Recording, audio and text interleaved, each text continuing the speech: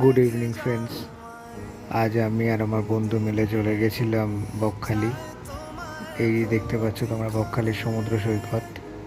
রাত্রিবেলা আরও সুন্দর হয়ে ওঠে, লাইন দিয়ে পরপর আইসক্রিমের গাড়ি। আর এখানকার গরুগুলো খুব ছোট ছোট হয়ে যায় না কেন। আর এই আমার বন্ধু, ও অ্যাকচুয়ালি এখানে এসে খুব হ্যাপি। দেখতেই পাচ্ছ তোমরা, এটা বকখালির সন্ধেবেলার সিন, আলো ঝলমলে। আর এই যে মাছের দোকান, ভ্যারাইটিস অফ মাছ তোমরা এখান থেকে পেয়ে যাবে। যেরকম তোমরা খেতে চাইবে এরা সেরকম বানিয়ে দেবে।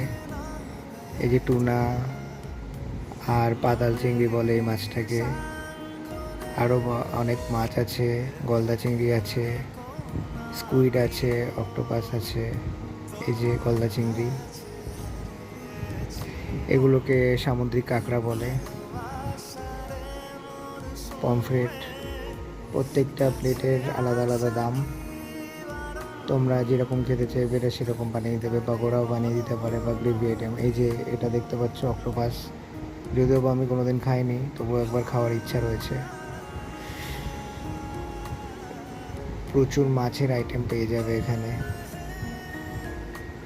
দীঘাতেও পাওয়া যায়, কিন্তু এখানে মাছগুলো খুব ফ্রেশ থাকে। আর তোমরা যেটা খুশি সেটা বললেই এরা সঙ্গে সঙ্গে তোমার চোখের সামনে কেটে এরা বানিয়ে দেবে।